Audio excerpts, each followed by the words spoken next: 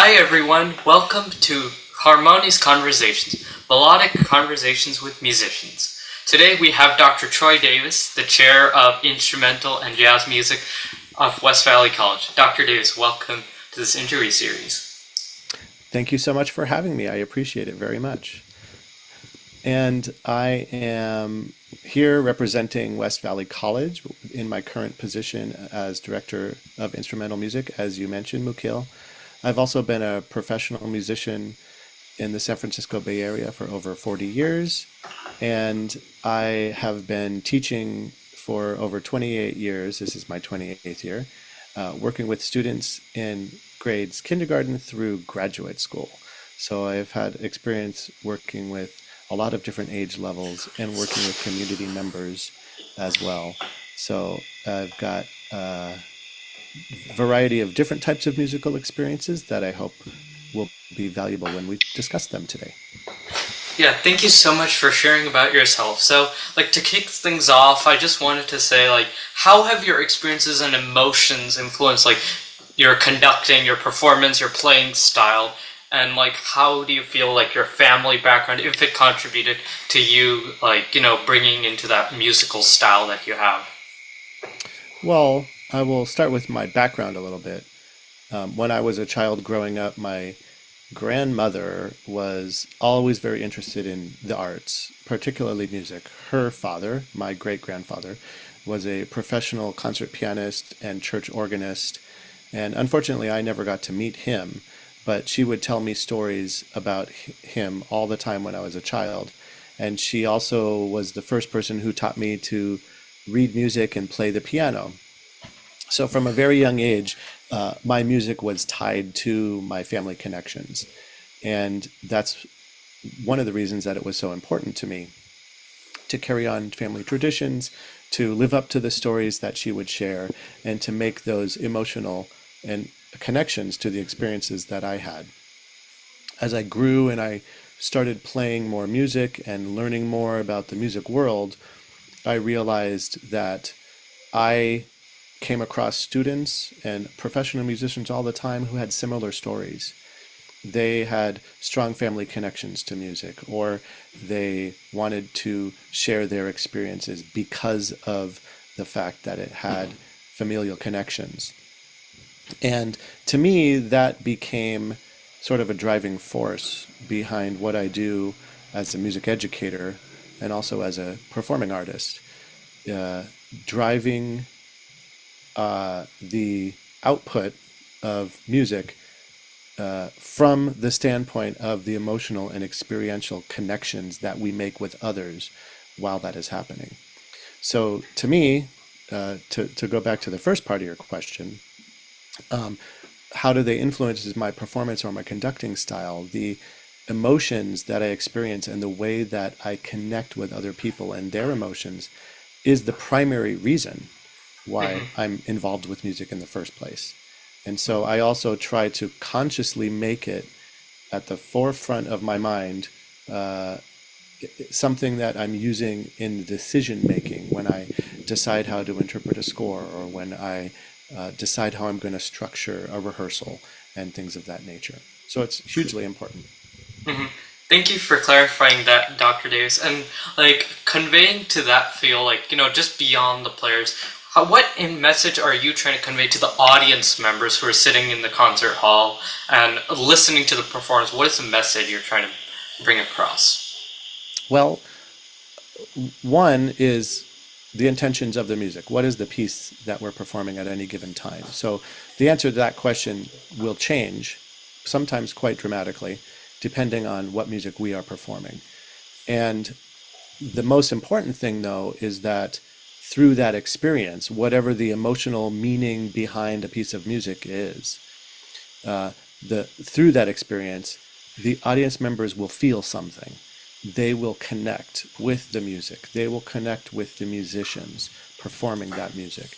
They will connect with the composer and the intentions and meaning of the piece that the composer put into that. And so also we don't, when you're performing, we don't spoon feed, the emotions to the audience members.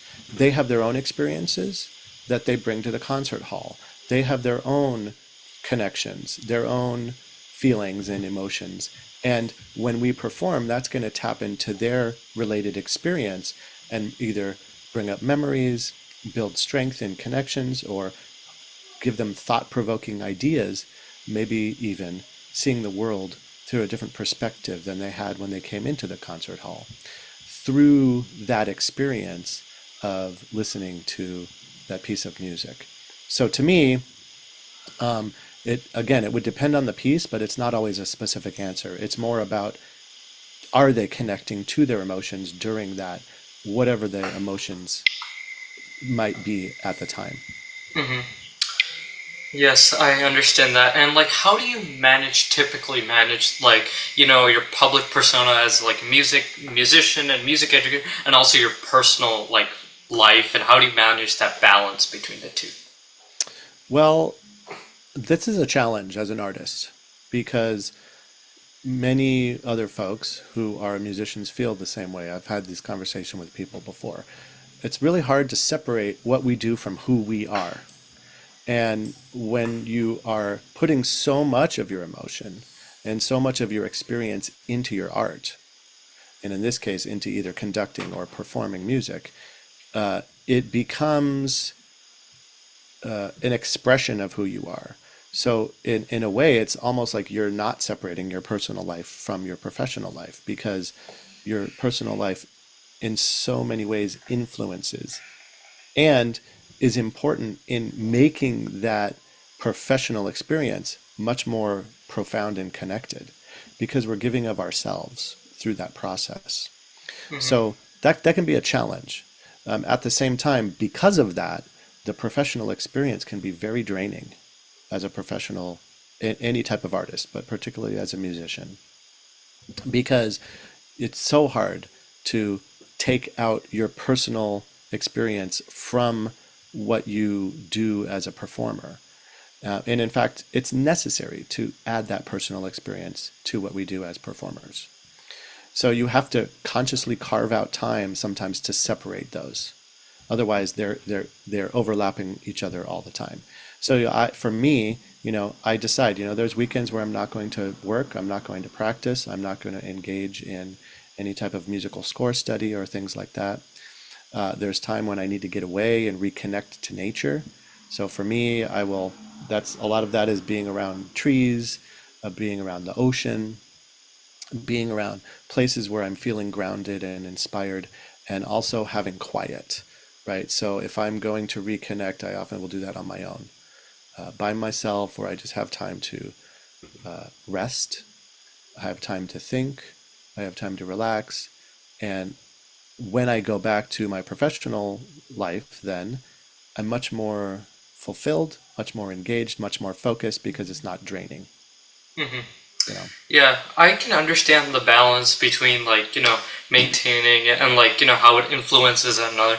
And like, I know you're an like esteemed music educator. Like, what is like, how important do you feel it is to have a good and positive mindset when teaching music? And what would be like a good hallmark of an example of such a good mindset?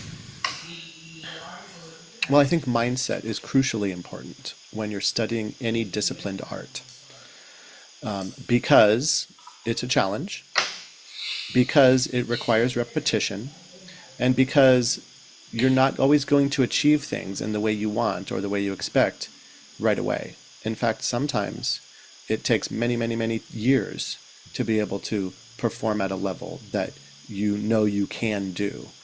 But you have to develop the technique, you have to develop the experience, you have to develop the control and the discipline to be able to perform at that level. And so it can be really frustrating on a day-to-day basis. Your practice doesn't get you where you would think you need to be at that time. So the mindset to me is really a resilient mindset.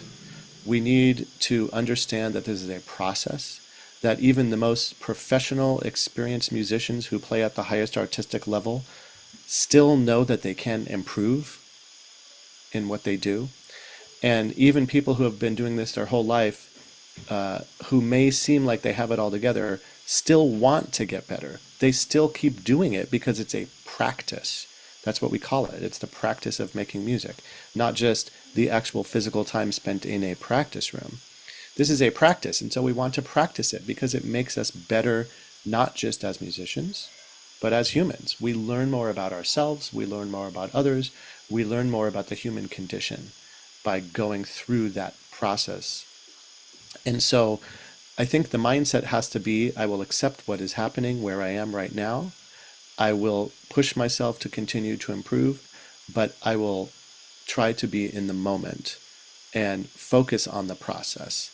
And in my experience, folks in all the arts who do approach things with that mindset tend to be more resilient, right? So I said the process is resilience. They tend to be more resilient because they take what's in front of them and they don't let setbacks uh, inhibit their progress. Hmm. Yes, I totally get that. Like, in my own piano practice, I do totally see that. And like, I do want to like ask a follow-up question. Like, do you have any tips other than like, the mindset? Like you mentioned professional musicians, they still would shed at their instrument, they still practice and all that. And do you have any general tips for like young musicians who are trying to improve and they want to become like professional violinists or soloists or pianists and how they want to try and improve their communities through the art of music? So I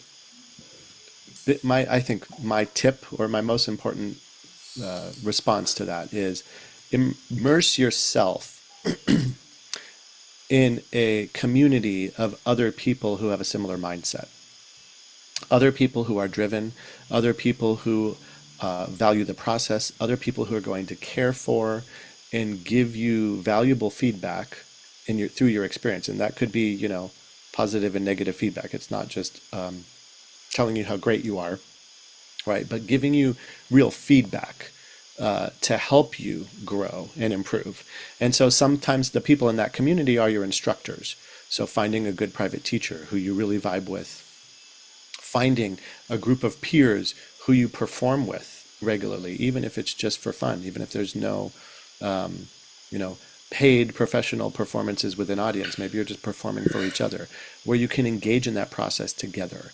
I think the connection with others in a like-minded community is invaluable for that. Hmm.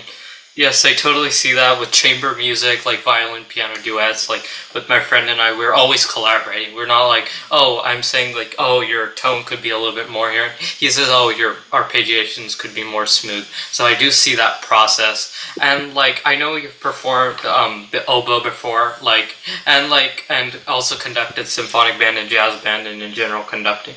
So does that like contribute to new musical ideas? Like you realize, okay, like maybe this interpretation could work with this piece because of this like group or something. Has that happened to you? Oh, absolutely. Right. In fact, my my experiences are one that through the rehearsal and music making process with other musicians, I'm always being inspired for something new and exciting and different because I'm always learning. If I'm on the podium conducting a group, yes, I may be trying to convey my artistic vision of a piece of music and help them interpret it and help them play to the best of their ability. But I'm also learning from, 75 people in the band or in the orchestra are giving me feedback as well. So I'm growing in that process. And part of that is being inspired, right? Hmm. So I get to be inspired by, every person in the ensemble that I'm working with at any given time constantly. Oh yeah. That's a lot of feedback, and a lot of good feedback too. Yes, I do understand how important valuable feedback is. And just as a general overall question, like what does it feel personally to teach music? Like, you said you played the oboe and like also conduct. Like, does your oboe skills help you conduct or does the conducting help with oboe skills? And what have you learned from this type of like multi-instrumentality or mentality or like conducting different types of ensembles? What have you generally learned? Well, I would say the specific techniques, say, of oboe playing don't necessarily help the specific techniques of conducting, right? or playing the saxophone itself does not necessarily make me a better music teacher, right? But the process that goes into all of those things. If I'm learning the oboe, or playing the oboe, I'm studying certain repertoire, and maybe I learn about a composer by learning playing a piece of music by that composer, and then I realize that that composer has written all kinds of other music that I didn't know before. So I go and study that music, and then I get inspired by that music to perform it with the orchestra or conduct it in the band. And then I would say, as a conductor, that's probably the most valuable material because you have to have a really broad background in music to really be able to effectively conduct. You have to know all of your basics, right? In music theory and music history and oral skills. You have to have a good understanding of a piece from its historical and cultural context. You have to know deeply about the composers of the music that you're performing.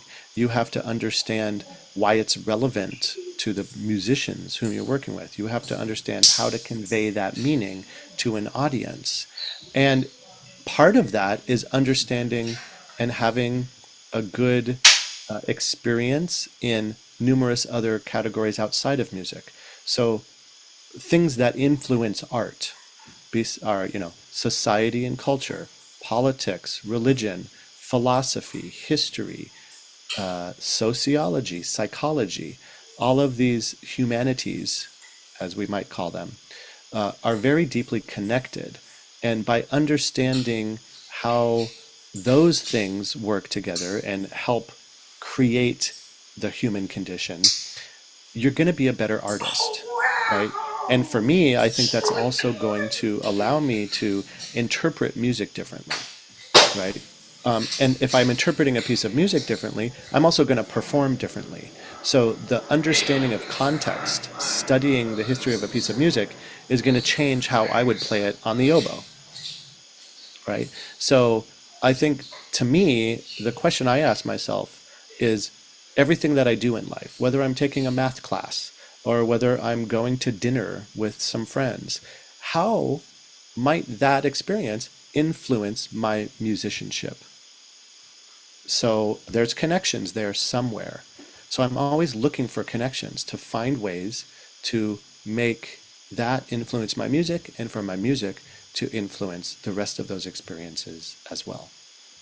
I see. That totally makes sense, Dr. Davis. And just like we're going to take a little sidetrack, but I heard you wrote an article in the Oxford Handbook of Care and Music Education as well as in the Psychology of Music journal. What was that experience like? Because these are prestigious books and journals. What was that experience like to write an article for those not publications? Well, it was challenging because it's I'm writing about music, right? But I'm also writing about my own research and my own personal experiences. So that's actually sort of the flip side of what I was just saying. You were asking about the influences, and I was talking about humanities and other things. Well, here, those articles that I've published, while they're about music, one was in a psychology journal, right? And that's, well, what are you doing? You're a performing musician. Why do you have an article published in a psychology journal? Because there's so much overlap.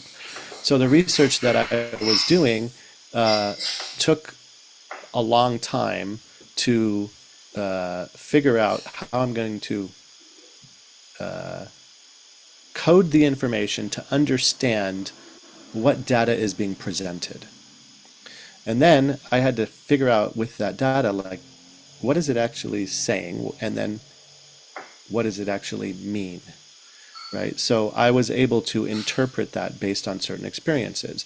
So to me, the writing itself of the articles wasn't that much of the difficult process. It was making the connections between the data and between what the research was showing, and then finding a way to present that to a layperson who may not have had the same experience as I, so that they could better understand what does this all mean and why might it be relevant to them in some way. Hmm. So that experience for me was pretty transformative because I had to think differently as a communicator. A lot of my communication is done through performing music. Here, I had to put it into the written word a little differently, and I had to find ways to make it accessible.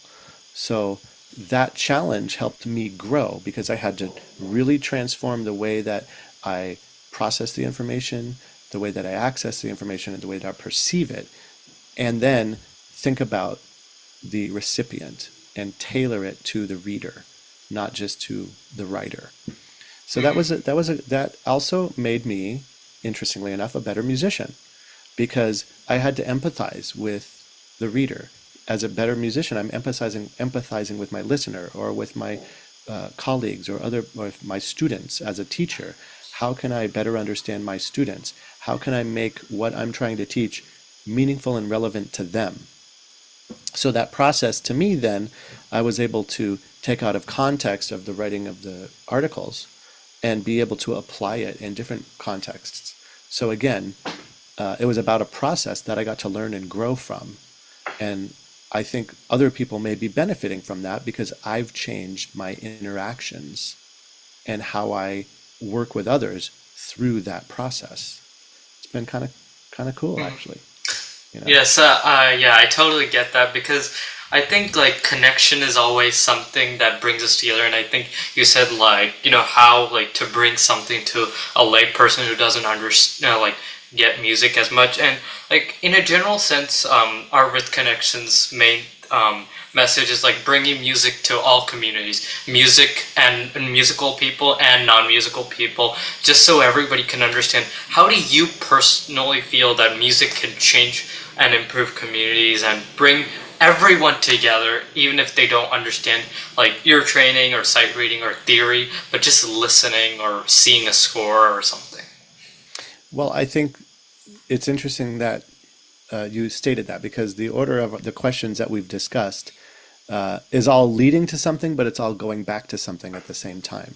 So this goes back to something I said earlier, where I think this whole process is really about building connection, right? This process is about actively engaging with other people, whether it be a group of people or an individual. And so for me to build community or to help people come together through the process of music making, it's really about understanding the other person in the you know room or understanding the audience. How could I take their perspective and create an experience that is meaningful for them? And sometimes it's not going to be direct verbal feedback. It's just me conceiving a project or conceiving something to be able to reach out and connect with them in some way.